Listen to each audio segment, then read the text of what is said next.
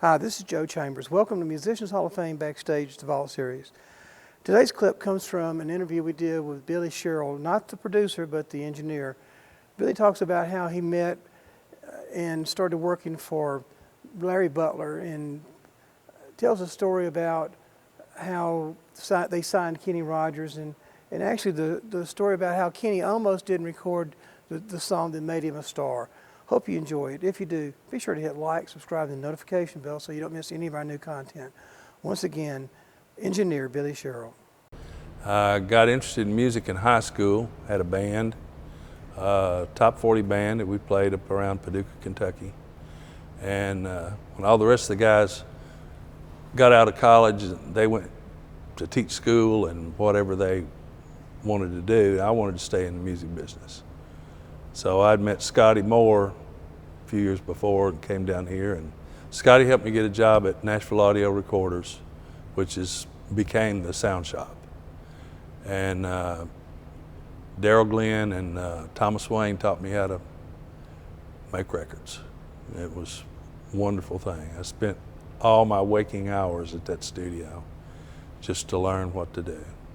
I guess my first paying gig, I did some demos for Red Lane and a couple other writers at Tree. Buddy Killen had bought the studio by then. So I did a lot of those. Kind of got my feet wet, but it took a little while to really make mistakes and find out what you're doing, you know.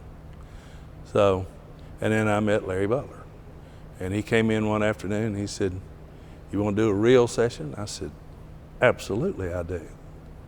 And he booked a session. The next week was Gene Shepard, Slipping Away, and it was like a top 5 record. I worked with the Dixie Chicks, Dottie West. We did stuff on Paul Anka, John Denver, Marshall Tucker Band. One day Larry and I were working in the studio, and he said, "I'm going to sign Kenny Rogers, and we ought to be able to have some hits with him." He said, "Yeah, I think so too." He said, "But I'm getting a lot of static from LA about it." And he said, "They don't want me to sign him."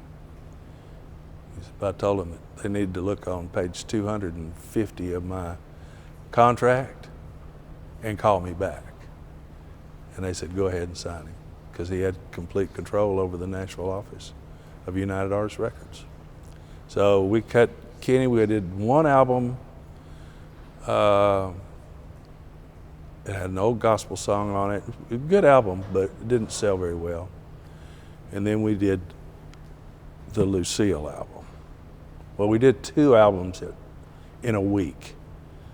Kenny wanted to do a pop album, so we did a pop album for Kenny, and then we did a country album.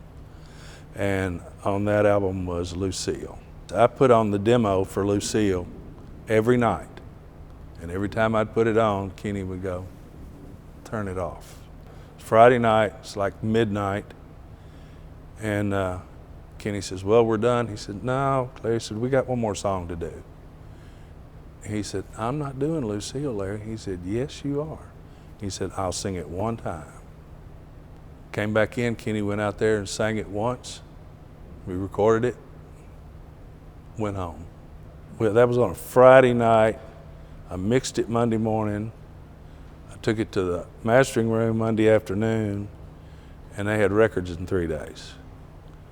And about a week later, I'm driving down the street in my car, turned on the radio, and it was on a pop station, I thought, and there's Lucille. And I had to look. I said, "That's not right. That's a country record." So when I got to the studio, I called Larry. I said, "Man, I just heard Lucille on a pop station." He said, "Man, that's great. This thing has gone off the deep end. It's on every chart." I went, "You're kidding." And we all thought it ought to be a country hit, but never in a million years thought that it would cross over into the easy listening and adult contemporary and, you know, the top 100 Billboard. So it was awfully hard for a country artist to get on the top 100 Billboard, and I think it went to the top 5 before it was done. So pretty incredible.